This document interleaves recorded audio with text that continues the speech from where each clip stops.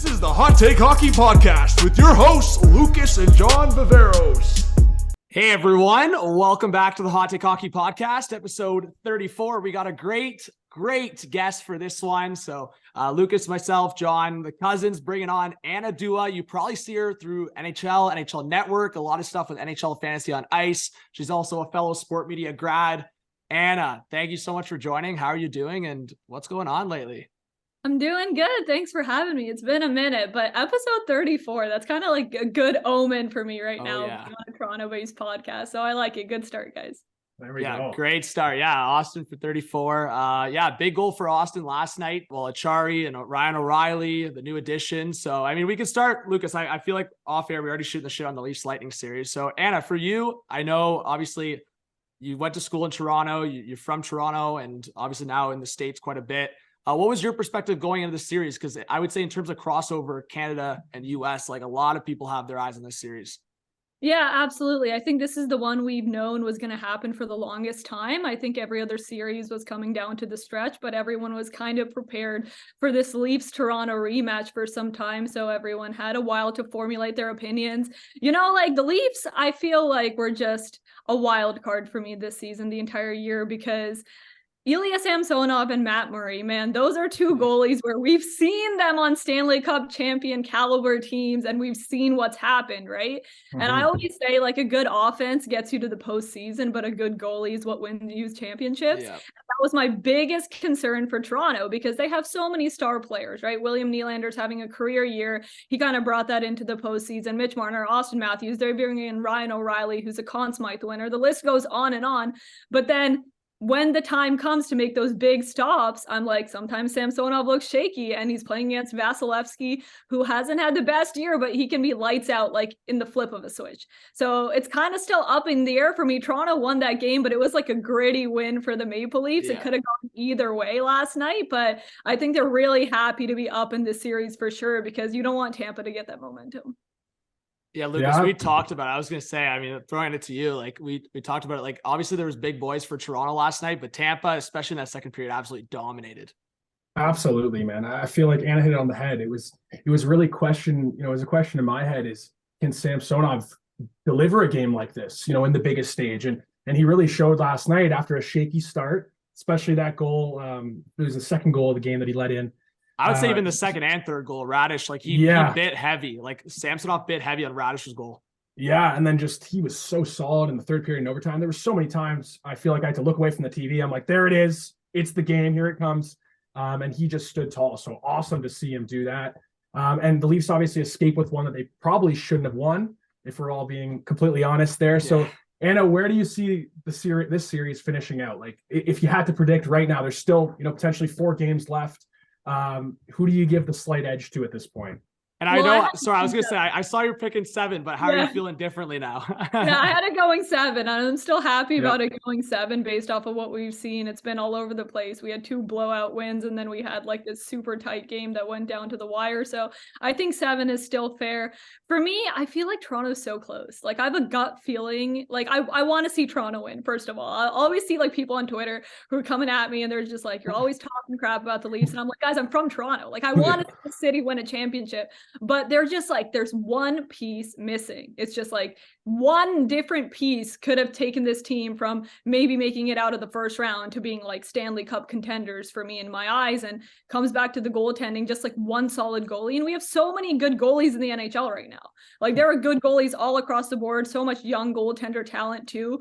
And I feel like Toronto just got like the short end of the stick with the tandem that they have. So I gotta lean with Tampa just a little bit more right now too, just because of Vasilevsky, Nikita Kucherov, Braden Point having their insane regular seasons. Victor Hedman coming back was huge, right? So if Hedman's out for the series, then maybe the momentum shifts in Toronto's favor, but like he's a big part of, and this is a team that's made it to like 3 like Stanley Cup finals. I feel like no one talked about the Tampa Bay Lightning. All eyes are on Boston. They're on Edmonton. Some are on Toronto. They're all over the place, but Tampa has been to the end like year after year, and you can't really discount a team that's done that so consistently. Yeah, 100%. I was also going to say, the point of like Vasilevsky letting some squeakers in and like not being his best self, like the fact that going both ways. Like Tampa wins that game. I mean, I think every Leaf fan is going, okay, Vazzy's not even playing well. Hedman's banged up, and debate what happened last night. Points banged up. Like Tampa's not even 100%, and it could have been a 2-1 Tampa series lead just like that. So I'm with you, Anna. Like, sure, Leafs are in a good spot, I guess, but like things could change so quickly. And I mean, that version of Samsonov, for the Leafs to have a chance in this series, like he's got to do that 2 more times, like obviously. So I think, Lucas, I think we have our things back and forth with the Leafs Lightning series. But Anna, I would say looking at Boston up 3-1 over Florida right now and Carolina up 3-1 over the Islanders, unless we see crazy comebacks, I'll throw those two teams into the second round here for a second. What's like a matchup or two that outside of this Leafs Lightning series that you're really looking at and could be another game 7 to look out for?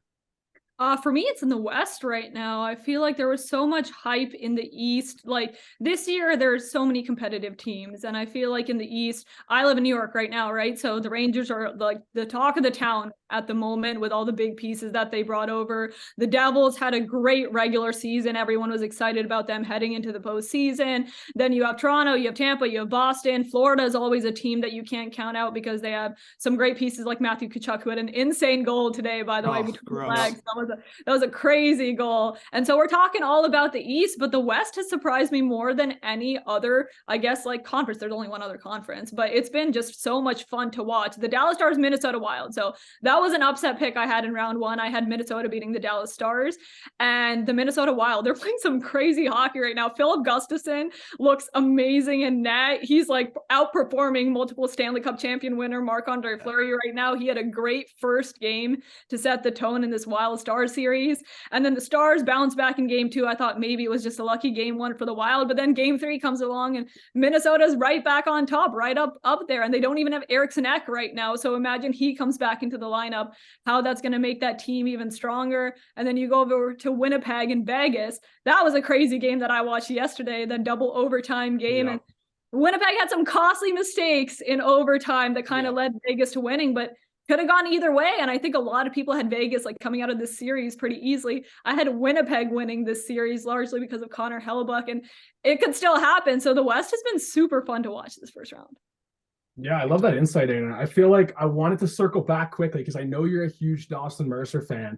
Jesper Bratt, like I hear you on the Fantasy on Ice podcast all the time, pumping the Devils' tires.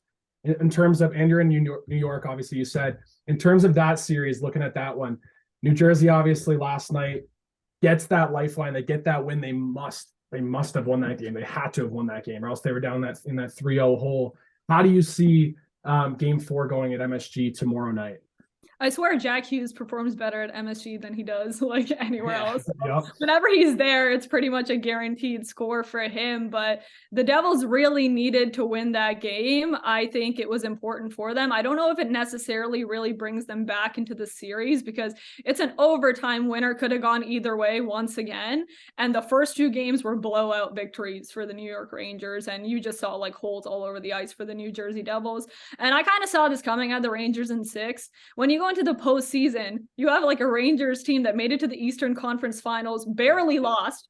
They had some solid performances. They brought that entire squad back this year with the additions of Patrick Kane and Vladimir Tarasenko, both of whom have won Stanley Cups. And you're like, the Devils, sure, they're going to be competitive. They had a great regular season. They have a lot of young, talented players, but Dawson Mercer's never been in the playoffs before. Jack Hughes hasn't been in the playoffs before. And you're playing against a team that did well, not only last postseason, but has now all of these Stanley Cup champions on its team. So the Rangers look scary. I think they make it out of the first round. It seems like Carolina is going to be making it out of the first round in that New York Islanders series. And I love the Hurricanes, man. That team has like adopted me this season in my first year in the NHL. But I think it's going to be tough for them against the Rangers too. The Rangers looking like the best Metro team right now. Yeah, I was going to say, and I saw that video with the Hurricanes in the outdoor game. Like you're doing some big shit. I love it. Yeah. So the Hurricanes, to me, I've always said similar to the Devils, just like there's certain conversations of goaltending, and Carolina is that one team for me that I look at their roster and there's a lot of confidence there. Obviously, no Teravainen now, like Svech out and Patch ready. So it to me, I mean, we'll see what happens with Carolina. I am disappointed that a lot of people going into the playoffs were underestimating Shesterkin. I just think that just because of the season and looking at other goalies. So if Shesterkin gets if he goes for a long run here, I mean, Kreider's just going on tear right now. Like I think the Rangers could be conference final bound. But yeah, I guess just for you going over like the big cup picks, and obviously there was like controversies and stuff with like high sticks and last night in the Lightning Leafs game. So maybe things that are changing different outcomes, but for like a team like Edmonton, maybe, or a team like Tampa Bay, for example, like, do you feel like we're going to see some major upsets coming up? I mean, the Kraken, Lucas, we were talking about it off air. They've given the Avs some runs here in the games. How do you see that going on? Like, do you see some upsets here in the first round or even second round, maybe? I definitely see it with like the teams I mentioned, like maybe Minnesota, I feel like is the most likely to pull off the upset at the moment. I love what the Seattle Kraken have done. It's just fun to watch. I feel like this team's been underestimated the entire year, but like Jared McCann had the same amount of goals as Austin Matthews. Granted, he played a couple more games, but I feel like when would we ever think of him in that conversation being that high up on the goal scoring list? And there's so much depth all across this Kraken team. Their second power play unit every time it comes out onto the ice. I'm like, this is like a phenomenal second unit. Like their special teams is just like rock solid. Unit 1 and Unit 2, it's like a double threat that the Kraken have going over there, and they're clearly giving Colorado a run for their money. I don't think anyone thought that series would be close. I think if there was one sweep a lot of people thought would come, it was going to be Colorado against the Seattle Kraken, but kudos for the Kraken for staying into it. But I don't think an upset there. Edmonton, LA, that one's tough. I think we all knew this one would be close. I think we knew it would go to like 6 or 7. It was super close last year, but I'm not too worried about the Oilers. I have them winning the cup, first of all, so I kind of want them to make it past that first round. But I mean, all these games could have really gone either way for both of these teams. I think Edmonton figures it out and gets it going. Like, we haven't even seen like 20% of Connor McDavid's production capabilities so far in this series. So he could turn it on and literally have like 4 goals in the very next game that they play. So if that happens, I think like it's pretty easy money for Edmonton. I want them to get on the power play a little bit more just to get that historic power play going for the Oilers. I think they still come out of the series, but I could see it going to 7, which is kind of scaring me. But I think the Kings are really, really fighting to stay in this one. Yeah, I think the first round in general is just such an exciting time for all hockey fans. And I think that Oilers LA series for me is one that I circled right when the playoffs started. I was going to, grind out and stay up and watch those games every night here on the East Coast. And it hasn't been disappointing. I mean, it's been awesome to watch. I think Edmonton's got to work a little harder to get some more power plays, and hopefully they get a little more grace and get on the power play a little bit more and hold a lead. And they got to hold a lead. Like at the end of the day, they're blowing leads in the games that they've lost. So, you can give all this credit to Korpisalo. You can give all this credit to the way LA plays and the depth scoring they get with, obviously Trevor Moore in overtime, the California-born ex-Leaf. Yeah. But overall, I think, you look at the two teams and the top talent Edmonton has, they have a significant advantage there. And if McDavid and Draisaitl play to the way they can in terms of the points they're able to produce, Edmonton is for sure the favorite. I picked LA in 7, but when I did that, it was a little bit of a hot take. And I did say that, whoever wins this series is sort of my favorite to come out of the West. I think both teams are so strong. Yeah. Yeah, I like that. I would say going back to the Wild Stars, I just feel like these matchups, I said this about like Toronto, Tampa too. Like, I feel like if the Wild, and I've talked to so many Wild fans that like, I see similarities between Leaf fans, Lucas, is too, like the trauma of like, okay, the confidence, like even last year, I feel like Wild fans were like looking for a run. It just didn't happen. I do think between the Oilers Kings, I think if it keeps getting gritty like that, I think it could go far. Anna, right now, between, if you had to pick what matchup you want to see more, Boston, Tampa, or Boston, Toronto, which one do you want to see? I want to see Boston, Toronto. I think that would be great playoff hockey, right? I really want to see it. Those are two fan bases that don't love each other, and that would be just phenomenal hockey for all of us to be watching. But I think Boston, Tampa is going to be great too. Like, those are two great teams. I like the Boston Bruins. I think they proved themselves today. The Florida Panthers are not an easy first round opponent too. So it's not like Boston's just cruising into the second round. This is a team that has a lot of great players on its roster. Boston's still looking strong in this series despite having one shaky game. So the Bruins are still looking kind of scary, guys. The President's Trophy curse hasn't caught them yet in the first round. We'll see. Yeah, they got to still catch another one, but it's looking good for Boston. I wish we saw the Tkachuk Allmark fight today when Allmark was just sniffing for something and he was outside that scrum, and then Tkachuk. Man, did you guys see that Tkachuk cross check on Hathaway? That was brutal.